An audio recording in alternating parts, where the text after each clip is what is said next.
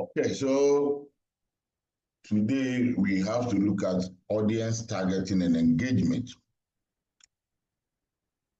The concept of audience is like in communication, we say audience, but in product marketing, the audience are more or less our target customers or target prospects.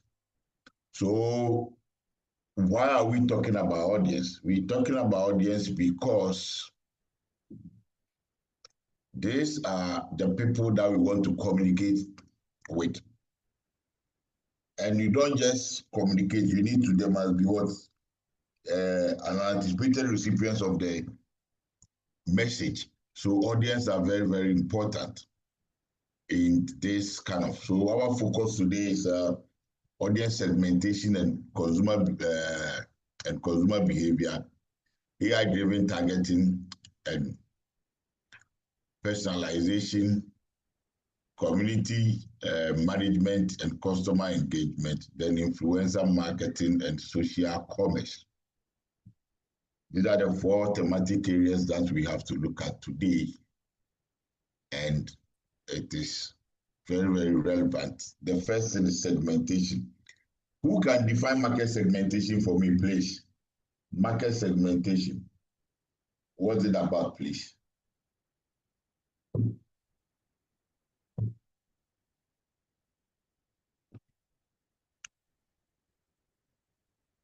Hello. Yeah, so good afternoon. Good afternoon. Is the division of bigger markets into smaller markets in order to serve them well? Okay, so according to their ages, their sex also, either they are female or male and all those stuff. Thank you. Right, yeah, because I was coming to ask you, if we just decide to divide the market into smaller units, what are the basis for it? So it's good that you've added some of the key factors or the key basis for segmentation. Yes, the division of a large, what we call homogeneous markets into smaller heterogeneous units based on similar factors, not same factors, similar factors such as demographic, being age, gender, level of education, income level. We can look at also the main variable psychographic factors based on lifestyle and attitude. Then we have geographical factors like based on location. So like Coca-Cola can say the Asia division, and that is what a segment on its own, because that they are looking at people from the Far East or Asia. So that is the basis that we segment the market. Why do you think segmentation is important when it comes to targeting people through a communication channel? Why is segmentation important?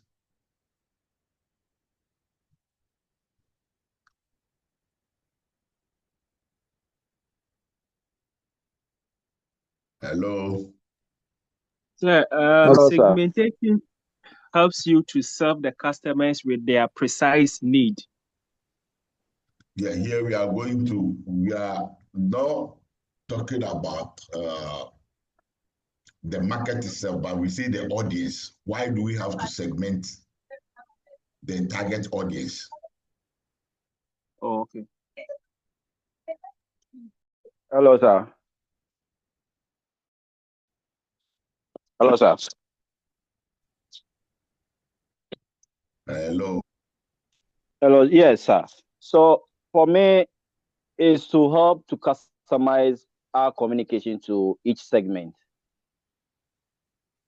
Okay, so I think it's this class where I talked about the elementary definition of communication. Then I said, who said what to whom, through which channel, and to what effect?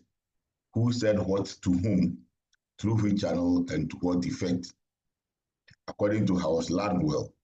And what it means is that there must be a sender. In this case, it is us who are sending we are trying to communicate with an audience, and there must be on the target audience.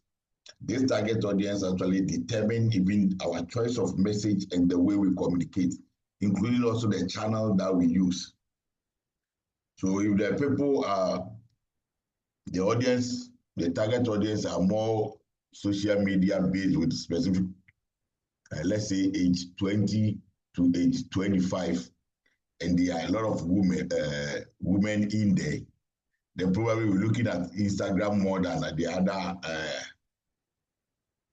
platforms. So these are the reason why we say we have to have audience segmentation. And it is very, very important because the audience will tell you what you have to achieve. So with that, the key things that we have to know is the audience targeting refers to a process of identifying and reaching specific consumer groups with tailored marketing message. Why are we saying specific? Specific because we don't just want to communicate to anybody. If we are communicating with teachers, that is what we have to do. So our actions and inactions is based on the fact that we know our audience very well. If we don't know our audience and we just start communicating, it creates problems. So it is important that we need to be able to establish who are we communicating with. We are communicating to who? It is very, very important because, like I said, it will shape even the way we encode. When we say encoding, like the way we put our thoughts together and send the message out there. Example I can give you is in our school, the same thing happened. The lecturer went to teach a class. Normally, in a lengthy class like Coventry kind of block system, you have to be there almost the whole day. So they have their class. It went on for a while. Then there was a lunch break. And this lecturer was teaching marketing management. So he has talked about the conventional marketing mix, mentioning about he made mention of product, price, place, a promotion, and was talking about this for a very long time before they went on break. So when he came back, he was talking about the conventional marketing mix, but it was being mentioned of the 4 P's of marketing. So when he came back, he said, so what is the market, like they should state the marketing mix. Then the class went quiet. So you say, oh, but something we've done almost the whole day, and this is the response. So you keep on pressing, and one said, oh, what is marketing mix? We are engineers, so we don't know. Why am I bringing an example? I'm bringing an example because the lecturer anticipated that because they are M-level students, by default, they are supposed to know the marketing mix. But these are people who are engineers, so it's part of a course to just enhance their ability to market whatever creativity that they have. But marketing is not their domain. So when we were teaching them, we were talking about the 4 P's, and we've made mention of it several times, but I didn't tell them that the 4 P's is the marketing mix. And now you say, what is marketing mix? They say they are engineers. So target background check is very, very important. In order for us to be able to communicate effectively, we should be able to know our target very well. What is their background? What is the level of their education? All this will inform the type of message that we send there. So when we do that process by identifying our specific target, what is this relevant is improve marketing efficiency, because we know the people we are communicating with. Sometimes you can go to maybe a village and you see people who do what we call development communication. they are talking to people and these people, are they really serious? That's the question you ask yourself, because to you, they are using some basic approach, and to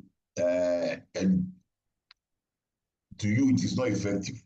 But to them, they have done their research and know that the people are not text heavy.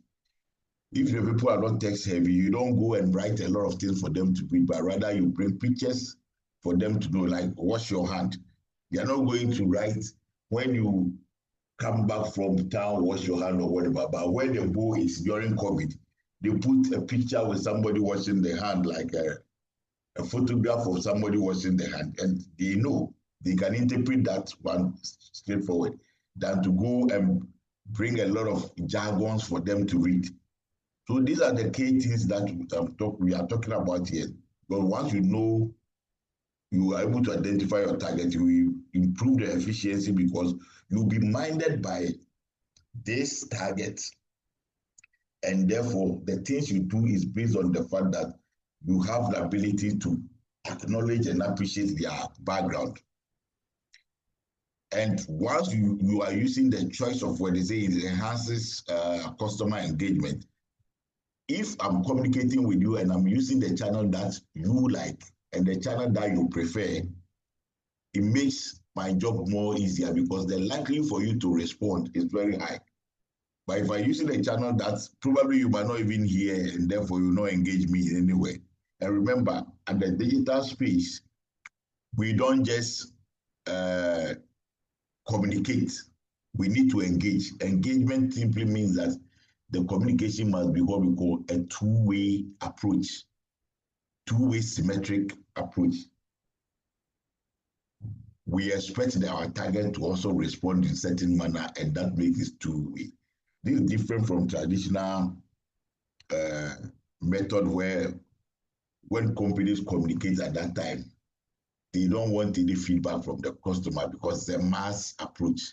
Here we do what we call precision targeting, and therefore we need to individualize the message, like as if we are talking to just one person. So that is the key thing that we need to know and appreciate. And also with this target identification, to increase conversion rate, because we are being precise by reaching the people we want to reach. And therefore, these people, when they respond, can be interested in our business, and therefore patronize whatever we are selling to them out there. And the same process also supports personalized communication. Like I said, at the digital space now, instead of us to just communicate, especially let's say we are using email marketing. Instead of we saying, dear customer, which makes it more of a generic kind of approach, we can mention the person name, maybe dear Anthony, dear Boatin, or maybe other names, that is, or dear Kwame. These are the things that make the message more personalized, and therefore people are prepared to resonate with it, because you are trying to individualize the service in a form that they think that they are the only person, the person thinks that he or she is the only person that you are advertising or communicating with. Then also we have in the concept to also reduce what we call advertising waste, because we are precise. We've done our background check, and therefore if we are communicating with lecturers, we find a platform that we can get lectures than to just go on a normal platform that everybody's joining, whether you are a lecturer or you are not, and we use that one. The people who are not lecturers will not be interested in whatever we are sending out.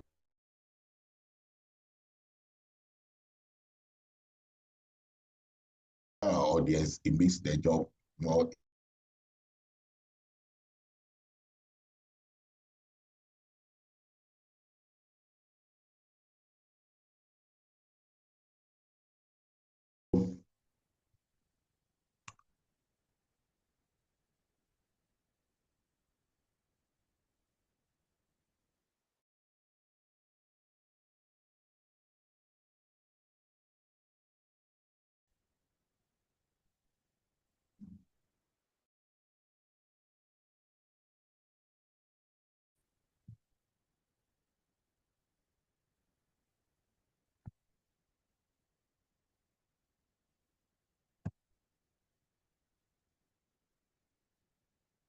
Hello.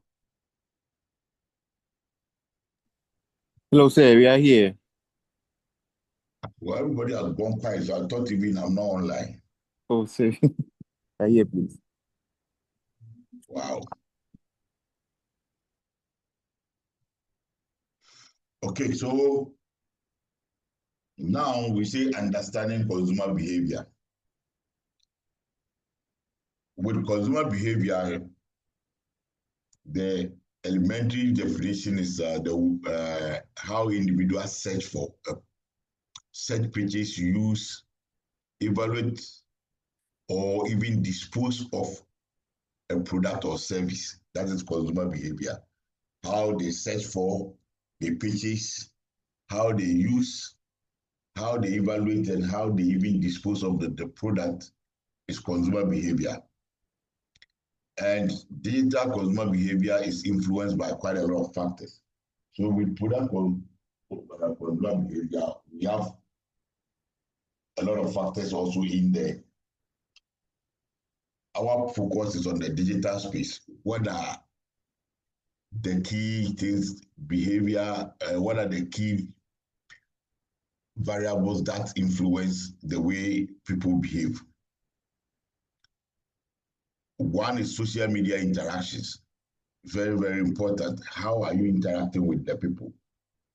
Because I told you that when it comes to the digital space, or maybe especially social media communication, there might be some high level of interactivity there. You should be able to engage your audience, and therefore your audience are not all the time recipients of the message, but they also have to contribute. You remember I mentioned Cobra to you, consumer brand online related activities. So consumer online brand related activities will tell you that there must be a way we have to engage our audience. And that is, do we want them to be the 3 C's, that is contribution, creation, and also consumption. So which part do we want them to be associated with? It's very clear. So the way we interact with them is very, very important. If it is boring, they will not respond. Then online reviews and recommendations. What is a review? Who has done a review before? Please, I need an answer.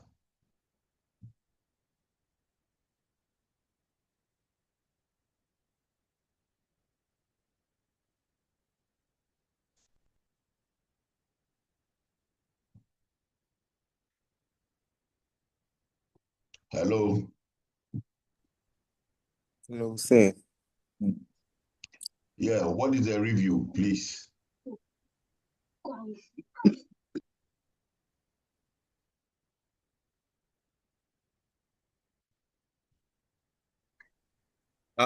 Doc, please the question again.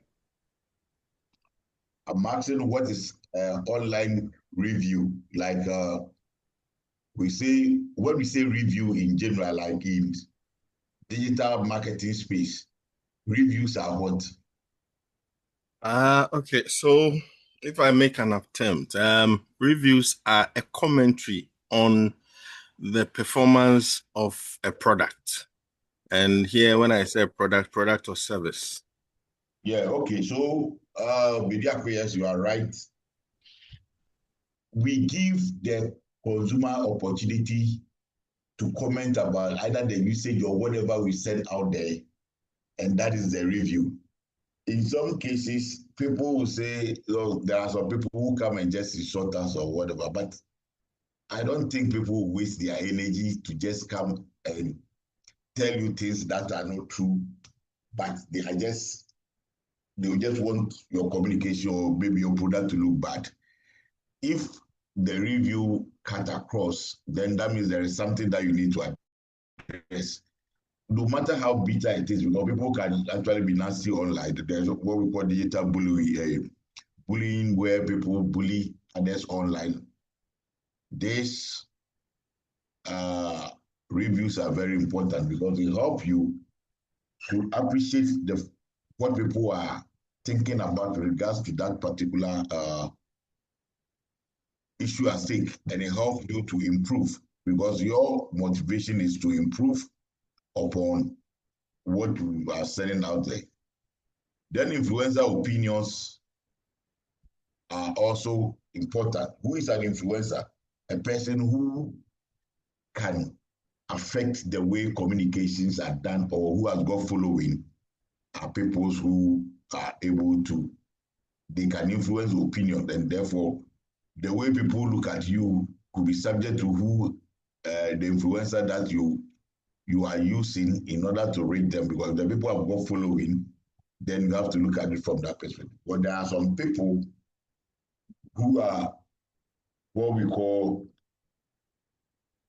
there are some people that we call maybe the mega influencers who influence transcend across different jurisdictions, like in the global space, and you have some that are linked to just the local space and others. So it is important that we need to appreciate the fact that these people have a lot of influence and therefore they can affect the way we work. Then digital convenience is also part of it. If they are online, what is the level, what is the pain point, or what is the experience? If the experience is smooth and they say they have seamless experience, then you realize that they are more willing to work around the clock in order to be able to let you, like, engage you. But in a situation where there's a lot of conveniences associated with it, then it becomes the problem. Sometimes they have to be with even the interface that they use. Is it mobile or it is more or less a static site? All these are things that we have to look at. The emotional and psychological triggers can also influence consumer behavior. Some can be extremely emotional, and therefore it will affect the way they work or the way they respond to some of these messages or they behave in general. When they become so emotional, sometimes they don't want to even watch your video anymore or that. So these are the critical things that we need to know as people.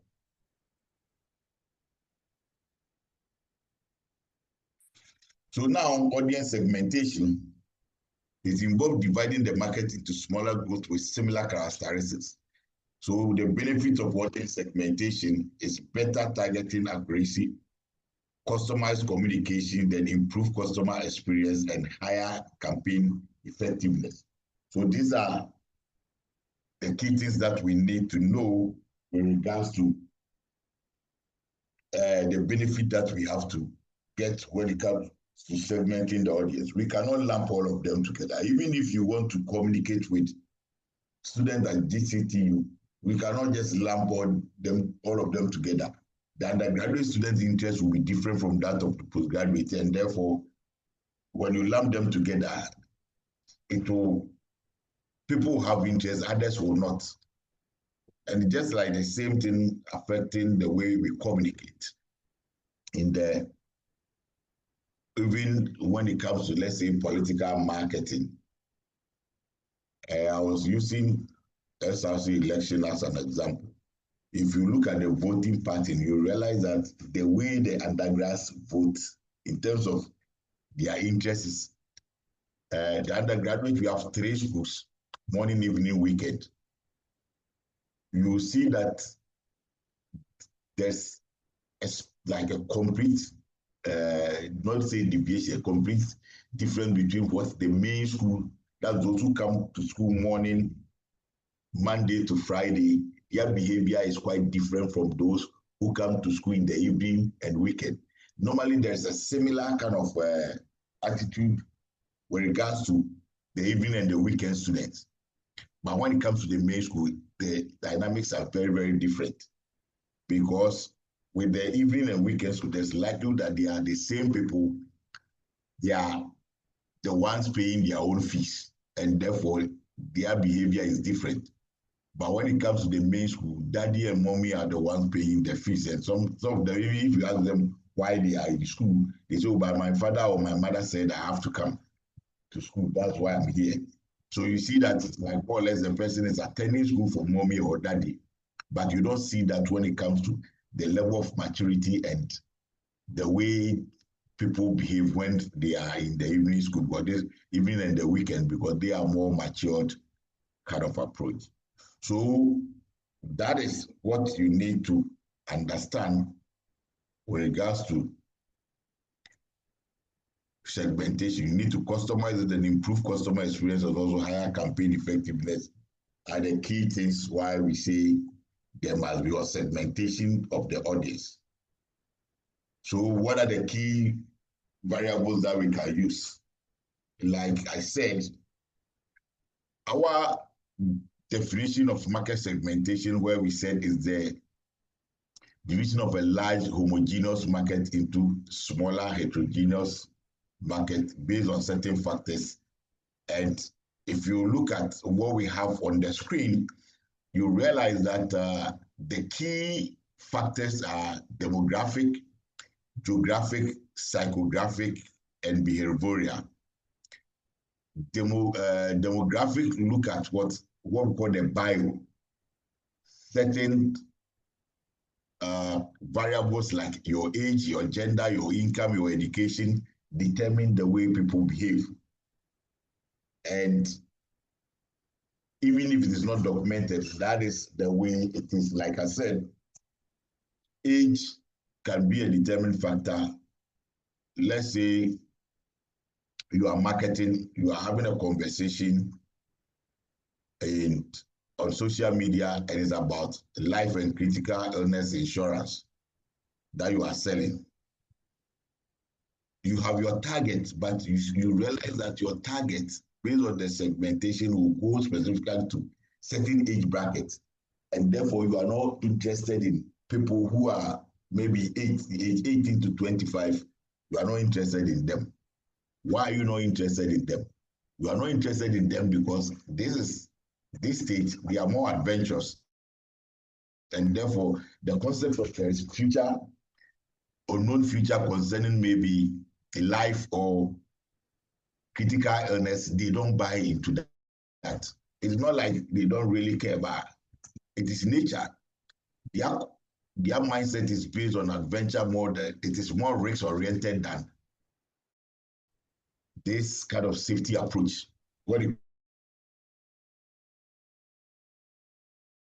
In the safety aspect of it, they are not interested because they are younger and therefore they are more adventurous, they want to explore. But when you move from especially mid-40s going, you realize that they think about stability and they are extremely conscious about the future, and therefore they can have a meaningful conversation about life and critical illness than people who are younger. And even let's come to product marketing. What do you think will happen if a father went to work, came back and told the child, I said, God, talk to the son or daughter, and his submission is to guess what? I've bought you life and critical illness insurance, level 200 is where the person is.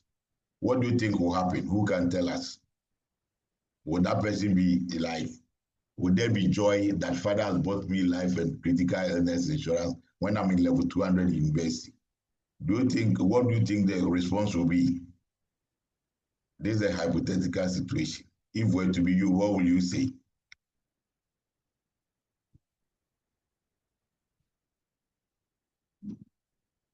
Hello?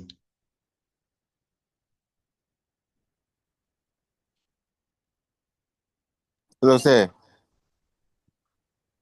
Yeah, I want a response.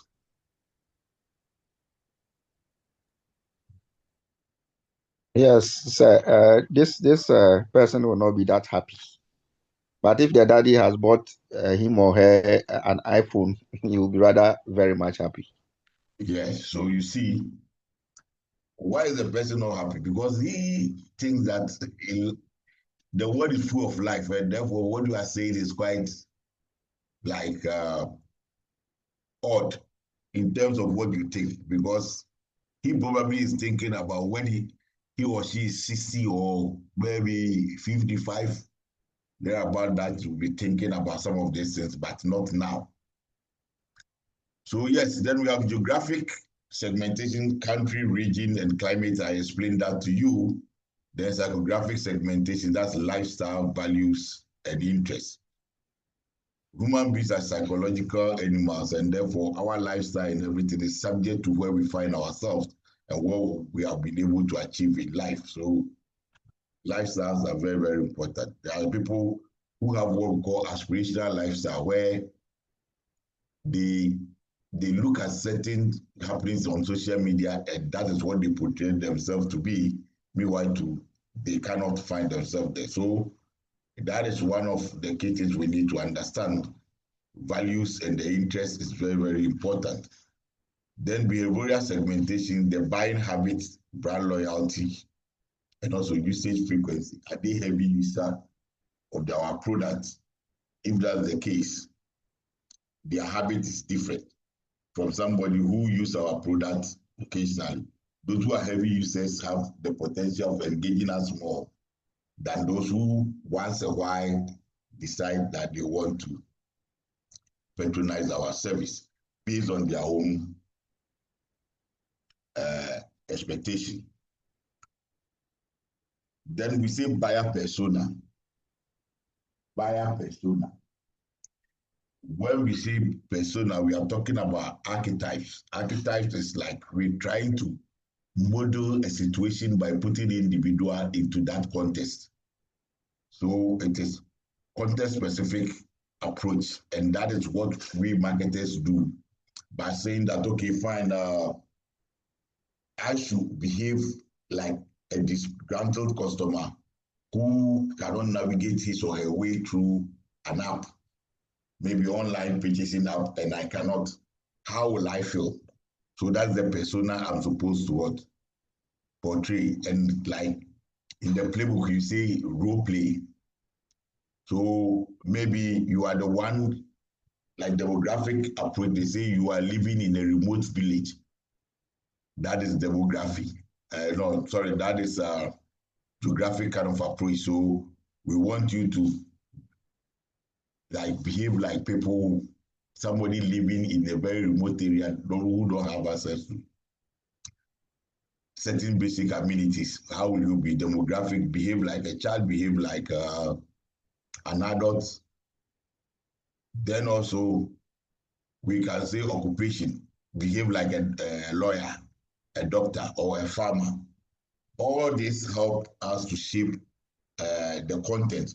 So the persona will guide the content and communication strategy that we need, we used to use, that we can use. So if they say occupation-wise, you are a lawyer, even our choice of words will be different. And growth and motivation, what is it that the person wants to achieve? Because when we want to buy items, remember, in marketing, we don't just look at the economic functions of the product. Well, yes, the economic function of the product could be that, but we realize that we are also psychological human beings, and therefore we are trying to portray certain image. So it is not always the functionality that determines what we want to do, but also we want to assume certain persona and let society see us like that. What example can I give? Like somebody has got cars, then decide to go for Rolls Royce, sorry. You go for Rolls Royce, is a car that probably you use it once a while. It's not a car that you can use it all the time. But why are you buying it? Because from the economic functionality of the vehicle or a vehicle is to be able to commute you from one particular destination to the other. That's the essence of transportation. So even if a bicycle can send you there, that's what it is. But we are looking beyond just the mere commuting from one location to the other, but also what is here. We are talking about prestige associated with what your movement, and therefore you go for this Rolls Royce because you want society to see you like that. So psychologically, you realize that it's not just transportation that you are buying, but you are also reaffirming your image And that is why you go in for such a luxury vehicle. So personas are very, very important. Behave like what Arabian king, and all your actions will be like that. So their motivations are very important. Then challenges and pain points, the difficulty the person assumed to be in will also help. Then preferred social media platform or influence the way we develop our content and communication strategy, because content development is very, very important. I think one of the famous one we could remember is the guy who was building an ark. What's the name, please? I forgot. Ebonoa. Yeah, yes, Ebonoa. Yeah, Ebonoa. he was creating content, and social media is about following. So he goes to where there are these artisans who are using their tradecraft to build an ark, a canoe, and they go and use camera effect to make it look as if it is a whole lot of, like a huge ark. Then he goes on social media, everybody is following. And it's the content that he's creating but become so viral that everybody wants to be associated with it. So that is how it is. We need to create content. And in content creation, you have to also assume personas. Now, consumer decision-making process. This is a process that has been identified with that for so many years, and it is still relevant even in this modern day marketing. When we want to buy a product, the marketing literature is saying that we have to go through 5 main stages: problem recognition, information search, evaluation of alternatives, purchase decision, and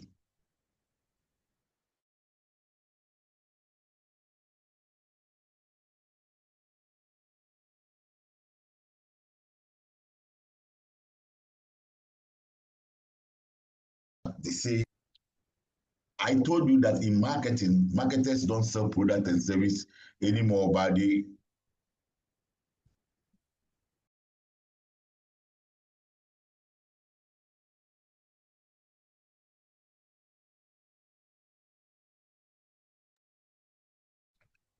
offer value. They say we don't sell product and service anymore, but we offer value to the customer. So if we offer value to the customer, that simply means that there must be a solution to a problem. So we don't buy laptop or we don't buy mobile phone for mobile phone's sake, but we want to communicate with somebody somewhere, and that communication ought to be available to us irrespective of time or location. So we say we are going for mobile phone. So the mobile phone functionality is about we being able to communicate to our target all the time, but not just I want to own a mobile phone. That's how it is. So that's the problem recognition. I am hungry. So what's the problem now? The problem is hunger. What is the solution? I need food.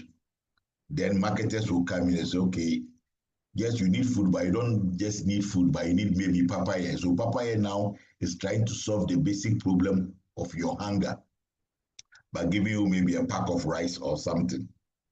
So that is how problem recognition look at that. And literature is telling us that at each stage, consumers process social media strongly influence each stage. So when I'm hungry, I can even post that video and maybe post that a comment or make a post on Facebook, and people will come in with me suggesting all sorts of restaurants and other things for me. So problem recognition, information search, based on whatever I'm getting from online, I'll be able to search and see what should I have to eat. And as I'm searching, I realized that I've been able to get a lot of suggestions as to what I need to eat. So now I sit down and evaluate each and every one of them to see which ones are relevant within my domain and which one are the ones that it is outside my domain. The one that is outside my domain or the one that is of highly relevant to me, I just throw them away. So I'm evaluating the alternative sources of what alternative messages that are available in order to be able to solve my hunger problem. Then I make a decision. That's the purchase decision. Now I'll buy maybe papaya. Then the next thing that we have to do is post-purchase evaluation. We evaluate to see whether we made the right choice in taking that decision. So this is the stage that we call the individual buyer behavior. Individual buyer behavior, or what is the consumer decision-making process. And this process is very, very critical in marketing. However, it is not every product that we go through these 5 stages: problem recognition, information search, evaluation of alternative, purchase decision, and post-purchase behavior. It is not always the case, because in marketing, we have 2 main kind of decisions that we make. One is in terms of buying decisions, there is a product or a service that we say high involvement pages. And we also have what we call low involvement pages. High involvement pages are products that the value that we are seeking is, somebody will say, literally say it is mega. When we say it is mega, it simply means that what we are seeking is far, far, far, far bigger. And therefore, our decision-making process will not be that simple. Like buying a vehicle, a car. You go through all these stages. You know you need a car. You search for different kind of sources in terms of information that you want about a particular car, and even the type of vendors that are available, and even the mechanics who will service the car and all those things. You go through that process. Then you evaluate and see, maybe you use a Honda, you use a Hyundai, or you also use maybe Nissan or Toyota.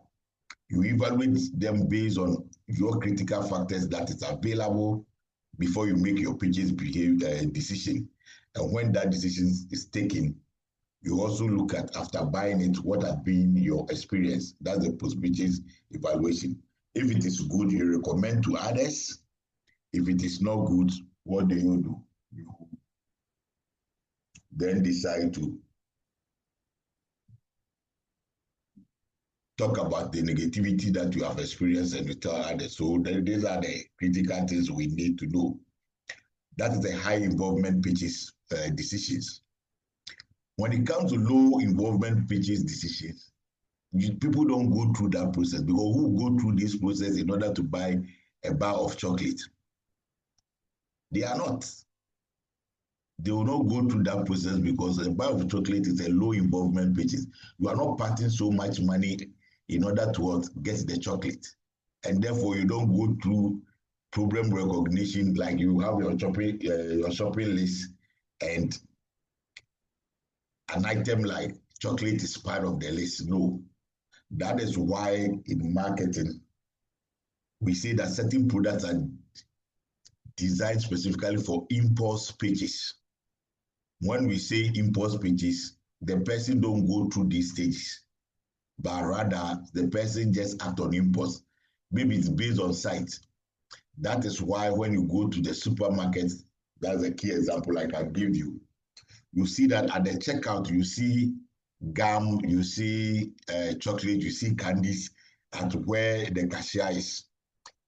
Why is it like, why do we have to put them there? Because it is not product that will be part of a shelf system.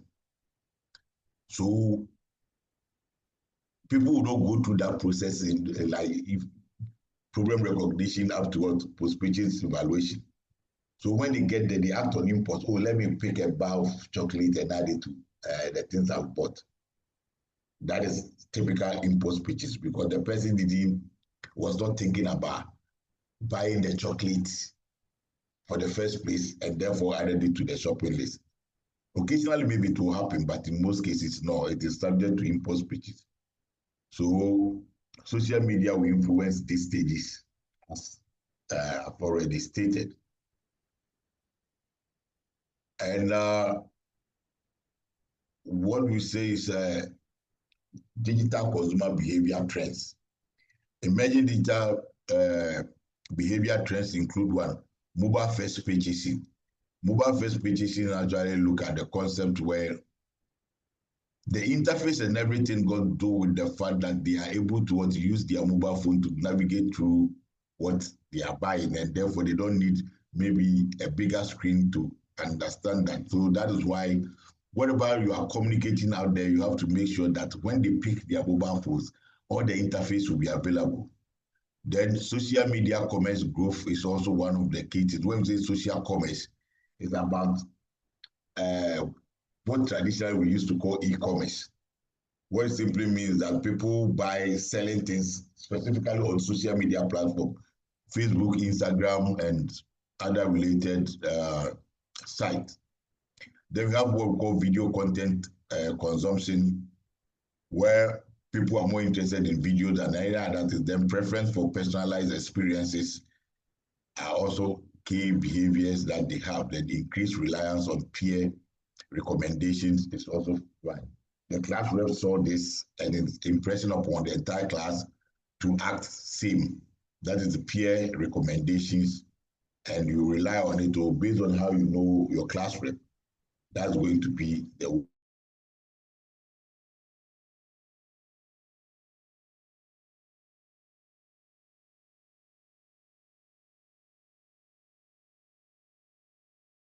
now with regards to, and that is what the actual development that is happening.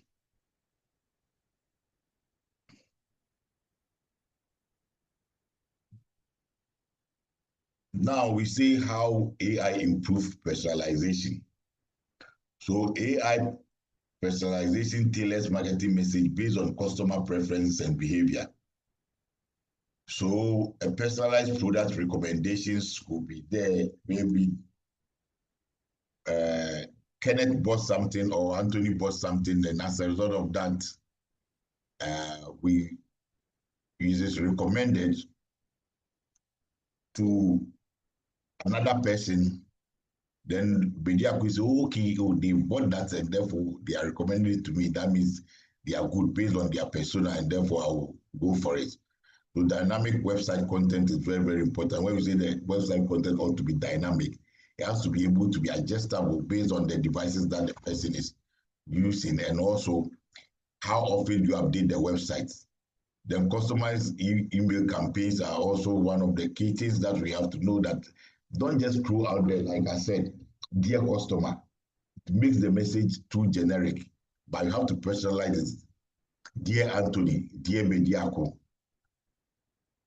dear Ken, all this help in letting whoever opens it know that, oh, they are even referring to me. Sometimes they use even your local names and it is good to go. So targeted social media advertisement is very, very important. It's not the advert that you have to give to almost everybody. But your key thing is to make sure that the people who are getting it deserve to get the message, but not you giving it to almost everybody. So the benefit is that we have better customer experience because there's some element of precision. Then higher engagement is also part of it. Sales conversion is one of the key things that we can get out of it. Then what is big data? Who can tell me what big data is? Hello?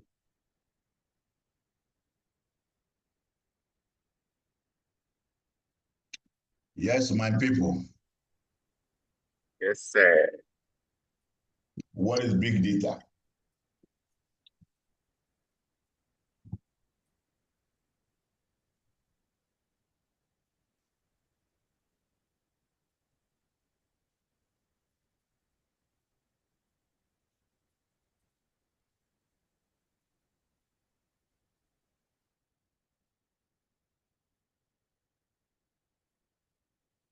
Yes, Clement. Complex data. Sir, I'm here. Do we know what big data is? So can I say a big data is a large data which is very complex. It is made up of Maybe a lot of everything. Okay, so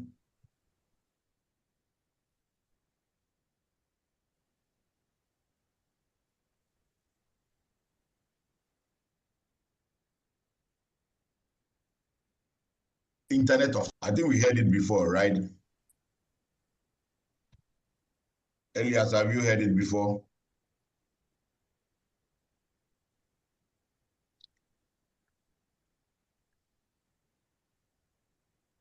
Hello. Yes. Okay, and what is it about? Please. Can Francis help us?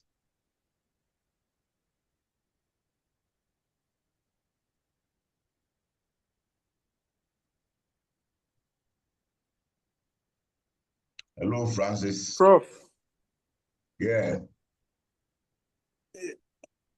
please the question again. Are the Internet of Things? So what's it about? Internet of Things, yeah. Internet of Things. Yeah. Please, I have no idea. Who can help us, please? It's a global network of embedded chips into electronic items like TVs, fridges, air conditioners, and those things. It's embedded into them, and it's a network of these devices. That's Okay, my small one, knowledge yeah. about internet. Okay. And the key thing here is what? They communicate with each other, right? They With each other, yes. Yeah, with each other. Yeah. So because they communicate with each other, that is the concept now that people are talking about smart cities and all those things. So when they pick maybe, let's say your ID, like let's say Ghana card, the system, big data is saying that they have a storage of what multiple information about you, the type of vehicles you've used before, where you've lived before, and all those things are there. And you don't need to consult different databases, but it is linked together. And that's what we call. So if assuming you are not well, that same system will give you, will be able to provide a lot of information about you, and you move on with it. We are now appreciating it, but in other jurisdictions, it has been there for years. It has been there for years. What they've done now is that what they were not doing is to synchronize all this data and make it as a one piece that systems can access. But for now, that is what we find ourselves. Trust me, there are a lot of things that go on in Ghana that we just talk about it, but we don't know how detailed it is. There was instances where a lady stole a laptop from a house. I think it was lights out then. She decided to enter and like to hide himself, then herself, and later decided to steal some items and she was caught. And people start, Ghanaian concept, people start beating that person up, which I don't subscribe to that in a way, but the lady was insisting that they have to take her to police station. So the police came, then they took her away. And when the police presented their case, it ended up to be that when they ran like a check on her fingerprint, they realized that she has actually stolen from 14 different places based on what? The Ghana card. that was what they were able to like uncover, that she had been selling, because when they went and take like all those crime scenes, they were taking fingerprint, and therefore they were able to appreciate that she's the one doing all those stealing around the neighborhood. So, like I said, it's just a big data will help now, and that is the direction we are going as a country. There are a lot of people who make a lot of noise, and they don't even know what that unique ID is being used for. It will get to some time, even when you speak somewhere and something happened and they take a sample, they can actually link you to the crime. Probably maybe you were not part of it, but that is how it is, through a DNA kind of detection and also evaluation. You could be charged for that, or maybe you could be investigated for what really happens, that they find some of traces of your own biosystems in that particular place. So these are the things that is happening, and big data is helping now to be able to know consumers better, and that's helping marketing communication activities. And maybe not now, but in the next near future, you realize databases will be linked, and will be linked very fast, to extent that people in the UK don't need to come to Ghana to know you anymore. And that is how the actual processes will work. So sources of the big data and social media activities, what you and I are doing on social media, it is being recorded and being stored in a particular database. And therefore they know my social media actions, and therefore my interest and the things that I'm not interested in. And also my search history is part of it. Even when you take your PC and you go to history, it will give you all the things that you've done on that PC in terms of the things you search for. And therefore, if it is not deleted, it is still there as evidence of your interest. And now people have toned down on some of these things, but there are some companies, when they want to even hire you, they will follow you on social media and find out exactly what you are saying or what you stand for. So they will ask you certain questions at the interview that you ask yourself about why are they asking me this? They are asking because they know your interest and whatever you commented on social media. And therefore they are using that as a yardstick to ask you the questions that they are asking. Good interviewers, they follow you on all the social media platforms before they meet you for the interview. If they want to do proper interview, but if it is cooked interview that they've already like awarded, like already recruited the people, but they are doing what we call formality, then that one is what quite different. So big data will help firms predict consumer behavior and also improve targeting accuracy. That is how it is. Then pragmatic advertising uses AI and automation to buy and what place digital adverts in the real time. The key advantage here is that efficient ad placement is one, better targeting precisions, real-time optimization, and reduce what marketing costs.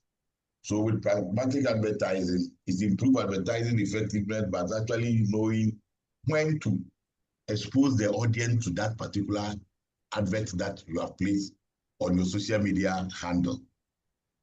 It is very, very important. They say, okay, fine. If the person visits the person is on our platform and he read and stay for maybe a minute or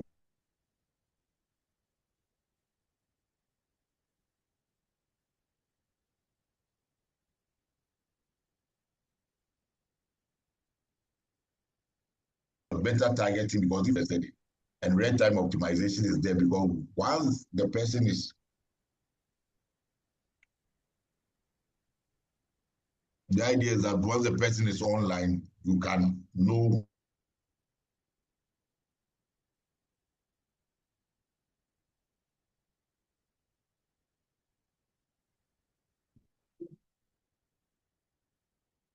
in the form of like direct your visit. Straight away, you'll see a message popping up.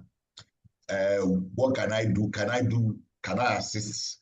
So when you type in something, that means if you have interest, then you see a lot of messages also coming back on you. So that is some of the key things that we need to know with regards to that. But everything goes to do with also ethics, and ethics are very, very important in the concept of social media. So ethical concerns surrounding AI-driven marketing include consumer privacy invasion. Yes, if you don't think people invade your privacy, and that is not the best. So you have to be aware of the privacy concerns associated with that. Then also excessive data collection, asking people about a lot of issues, like knowing more details about the person can invade the privacy as well. Then algorithms, in case of the way the AI help in assisting by making the information available to the target audience, it could be biased towards a particular kind of opinion, because what it we call it uses machine learning based on the things that you talk about is what is being given to you. Then also we have manipulative targeting as well, where people target you, want to manipulate you that, oh, this ABC and that personalities were part of this particular brand, and therefore it is a brand for winners. All this could be biased towards the product, and lack of transparency is also there, because social media people think we are just there to communicate, but seriously, there's a lot of things going on at the back page, including even what the following.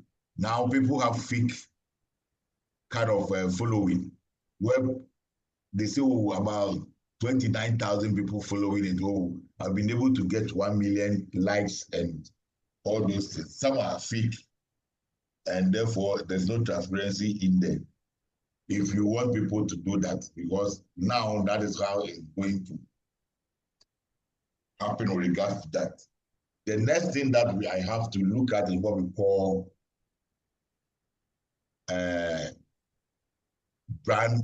online brand communities. So introduction to community management.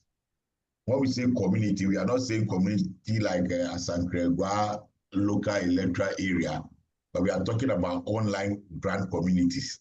And that one transcends beyond what we call physical location to interest location. So we can have people talking about business related courses at the master's level, and therefore they become a community of people who want to like increase their knowledge in higher education. So this becomes a community, or people who are health conscious about how Galamsey is destroying our water bodies become a community. So when we say community, we are looking at it from that perspective, and how do we manage it? It's very, very important. So community management involves building, engaging, and also maintaining online brand communities. So maybe GCTU, how many of our students are out there, and how are we engaging them in form of maybe alumni? They become what GCUT brand, but what they are alumni community, because they have that interest. The objective is to foster customer relationship. Once you identify them as maybe Daddy Lumba fan club, now you are building relationship with them because you have interest in there, and therefore that's what to be like. And it also encourages engagement, because once they become part of the community, engagement becomes a bit easier. Then they also become loyal because they are part of the community, and therefore everything that we post in there, they want to respond and to bring about what improves satisfaction, because we are not talking about different things, but we are talking about issues that are related to our interests. And therefore that interest is the driver in everything that we do. So what strategies are involved with regards to community engagement strategies are effective engagement strategies will include one, responding to what the customer comments. When they put something on that kind of engagement on the platform, you need to be able to the strategy to help you being effective is that you need to engage them. So responding to the comments is one of the key things. Then say, oh, let me wait till Friday before I'll look at all the comments and respond to it. That is not the way you have to go. If you go on that tangent, they say, oh, forget about them. They are not even interested in that. But when you respond to their message, especially on real time, they are more willing to engage. So whatever their concerns are, you get to know of it. The hosting live session and webinars are very, very important. Maybe they say the lecturer will have a live session on Facebook for everybody to bring the comments and we try to analyze it. Or maybe WhatsApp group, you can do that through voice note and other things to interact, question and answer sections up in that engagement path. Then encouraging user-generated content is also very important. Those who are part of the community, you have to encourage them to bring about ideas that, or maybe responses that will help us in serving them very well. We can use it also conduct polls and survey, because do you like the brand, yes or no? Less people should come out with their opinions. It's all help. Then creating interactive discussion, engagement, strengthen emotional connection with what the consumers. So it is something that they have to be emotional in order to be able to be part of us. Then the almighty customer relationship management systems, which will help firms manage customer interaction and relationship. It's actually a system in place that manage the way we interact with our customers and the way we respond to them. So customer data management is part of the function of customer relationship management software. Then personalized communications is also there. That system will know, especially when you use your card to buy an item, the system straight away store it at a particular product category. And therefore, if there's a new development on that product front, it automatically sends some message to you about it. And that is also the best way to also engage. And it's the customer relationship management systems that will, or functions that will help you in addressing or maybe being able to interact well with the customer.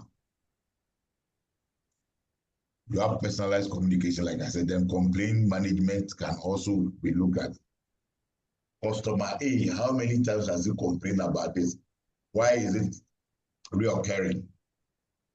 If the CRM systems is good, it will be able to store that complaints on that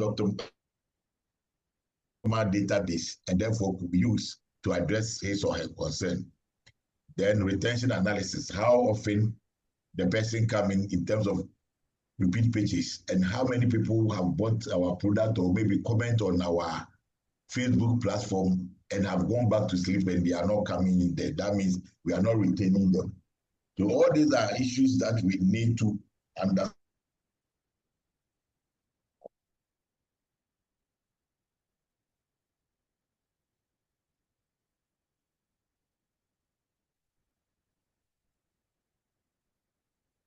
Media, and therefore the algorithm will give them precisely areas to talk about. So how do we manage these brand communities online?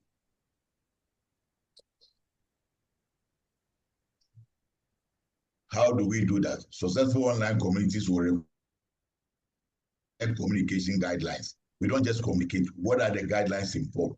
And also consistent moderation is very, very important. Who is moderating the conversation online? Don't say everything you can do it. You have to just let somebody also moderate. When it comes to moderation, the person is leading the charge. and trying to interface between what you are communicating and what the customers are or the audience is also communicating back. The valuable and engaging content is also one of the key things. Let the content be what valuable. When we say value, value is what the benefit that the person gets when he or she actually interacts with the platform. If you go there, a typical fan club, which is supposed to talk about, let's say, issues related to marriage,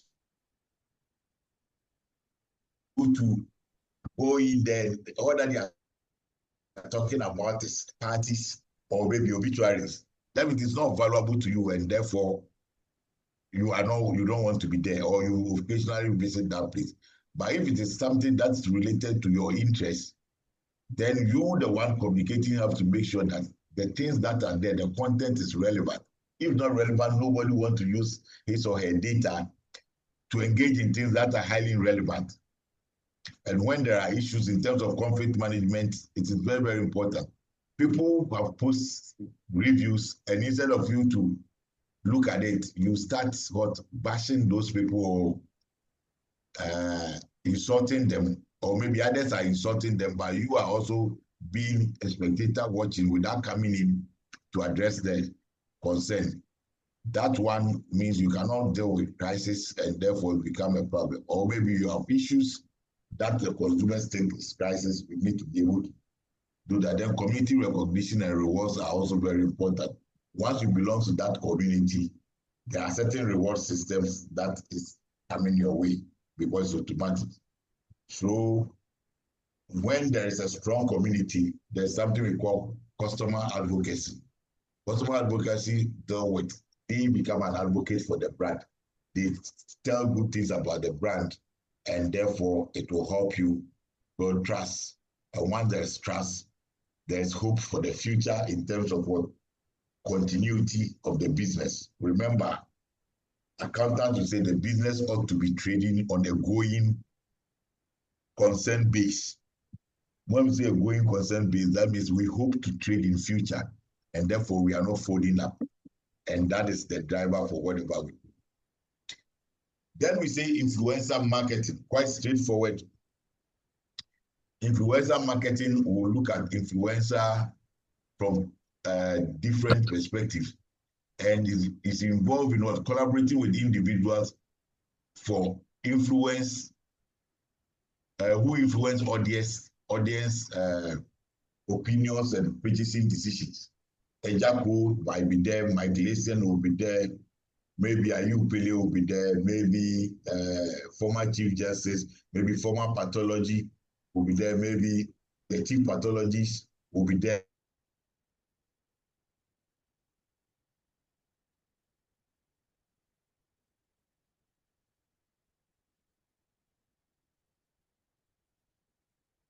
Communicate on, if you use a more detailed person who is a physician, and not just ordinary physician, but the one in charge of communicable diseases, then you will be able to, or that person can be able to influence a lot of people. But you bring a surgeon who don't know anything about communicable diseases, but his main job is to be at theater for complex things, then you should be able to understand. So we have mega influencers, macro influencers, micro influencers, and nano influencers. I want you to just look at, get to know of it. When we come to class next time, I'm going to ask you about it. So write it down: mega influencers, macro influencers, micro and nano influencers. Please write it down, because our first thing the first thing I will ask when we meet next time is that. So please note to that, and just I want you to just find out that, let us know. I can tell you straight away, but I want us to just go beyond that tangent for now. The key benefit is that they help increase credibility and trust, because the influencer who is talking, and once you hold that influencer very high, whatever he says, you are tempted to actually believe, and therefore you trust also the message coming out based on that influencer backing. And can also have expanded audience reach, because especially when it comes to the mega influencers, they transcend beyond boundaries, and they are more or less a global kind of approach, and therefore it can help you expand your audience in terms of reach. Then authentic product promotion, when influencers are used, all the claims that the influencer will make on that advert, it help people to appreciate the fact that that is true and it is authentic, because you know the influencer, you hold that influencer very high. Then it helps also improve the engagement rates and better brand awareness. Oh, it is maybe a chief, a renowned chief who is promoting that brand, makes it more easier for us to understand and appreciate. And what are the key challenges involved in influencer marketing? Common challenges include fake followers and engagement. I've already spoken about fake followers. I have 90K, but that is what fake kind of following. The influencer brand mismatch is also very important. You cannot just get anybody to endorse your brand. Make sure that there is an alignment in terms of cues that link the brand to the influencer, or that link the influencer to the brand. If there's a mismatch, you are not going to achieve much, because you can imagine a pastor, a well-known pastor, talking about people should attend a particular nightclub. There is a mismatch here, and therefore people say, oh, is it talking about opposite, that when we attend that nightclub we will not go to heaven? That's how they can interpret it. So it is very, very important that you get somebody who matches. If it's about, they say, preventive health and fitness, and you use a footballer who is well known, yes, there's a match for that, regards to maybe promoting a gym and that footballer helping to influence people to follow whatever we do there. But if you bring an old man and he's talking about gym, and the person's about 70 years or even 65 years, it becomes a challenge. So ethical concern and disclosures are also very important. If the person is actually the owner of the product or the service you have to let, that is part of disclosures. Or maybe they have paid you to do the work, it ought to be clear. Risks, reputational risk is also very important. The influencer, if the brand is not good, it can affect the influencer, and if the influencer is also not good, it will affect the brand. So I remember Tigo at that time ran a commercial where the guy, one of the characters in that video, was involved in robbery and was sentenced. Straight away, they have to pull the advert down, because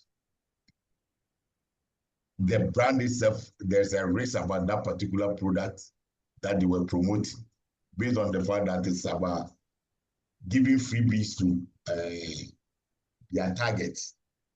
And how can an armed robber give a freebie to a target? So that was some of the key things that were looked at regards to that. So careful influencer selection is very, very important. Know that that influencer can make a lot of impact, but not just, oh, everybody has heard of him. What is he doing, and who is following him or her is very important. And help you also measure the campaign return on investment. ROI is very important. We are not Santa Claus. So we need to know that how much we are investing is very good in terms of the returns. We need to measure. So social commerce, like I said, refer to buying and selling directly through social media platform. It could be Instagram, it could be TikTok shopping, it could be Facebook Marketplace, it could be what? Pinterest shopping tools. All these are things that platforms that are involved in what we call social commerce.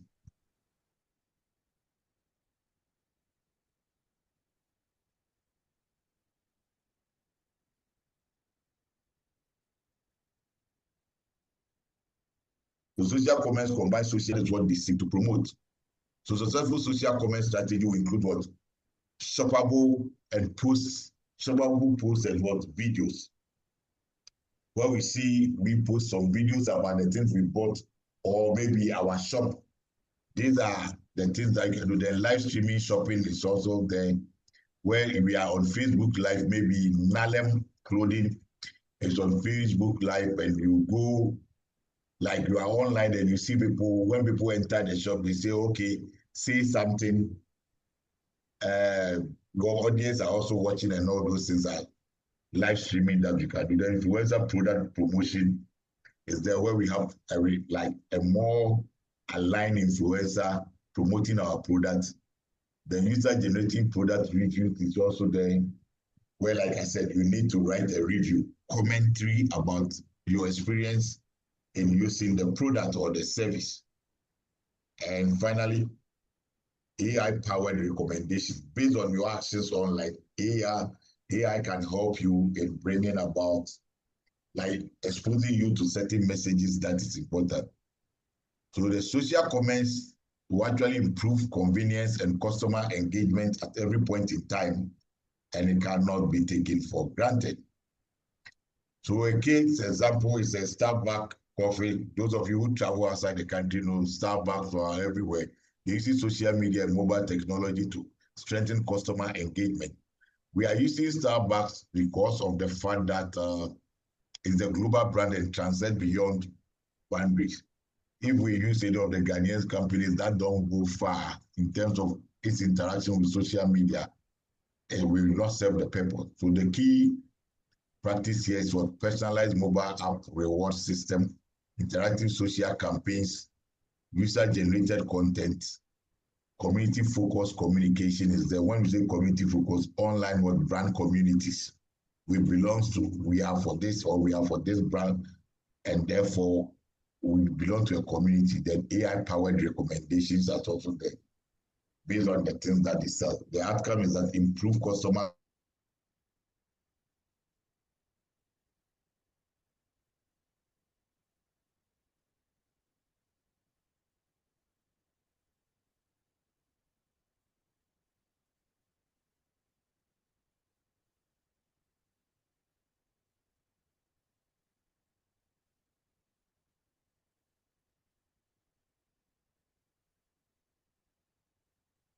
also voice-assisted shopping will be there, and augmented reality experiences will continue to be there. Then social commerce expansions are one of the key things that we know it will happen. And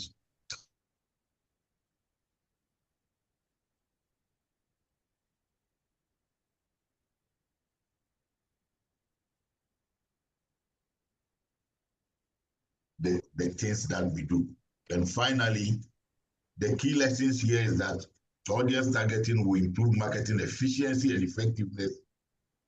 And with the AI and big data, it will help support advanced personalization, because we can profile our targets. When we are able to profile them, their age, their interests, which community they belong to, it helps us to reach them easily. And also community management strengthen customer relationship. Yes, we belong to certain brand. We are for maybe special eyes. That's the online brand community. And it helps us in what? Being able to build relationship. Then influencer marketing will increase trust and reach. How to reach vast number of people. Influencer marketing help, because if people are followers of that influencer, when he says something and or the page is directing you to another link that is linked to the promotion of that particular brand, then you will be able to, they will be able to achieve the target in terms of how many people they are going to have.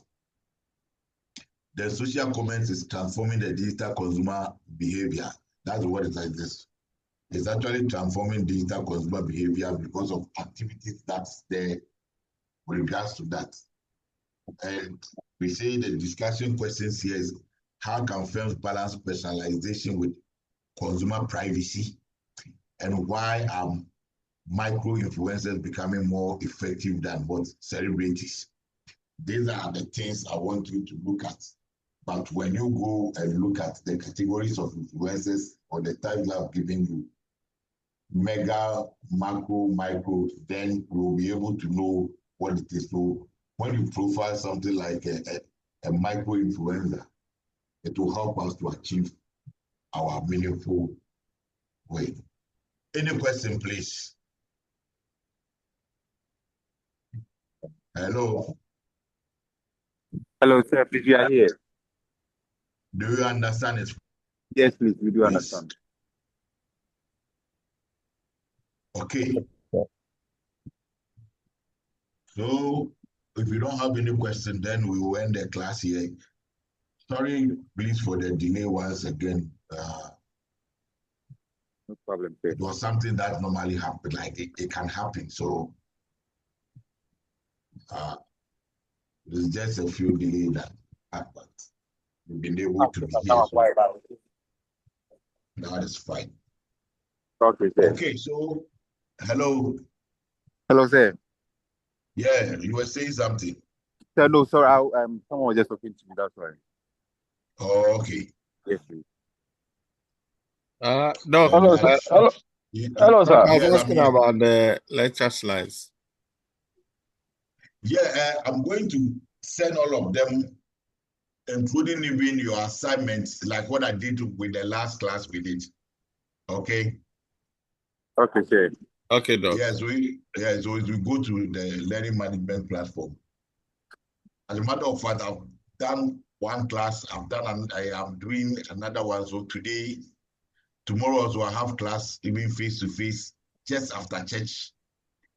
It's a bit pretty tight, but you will have it latest by Tuesday. It will be on the learning management platform. Then I will notify the class rep so that you can go there and pick it up.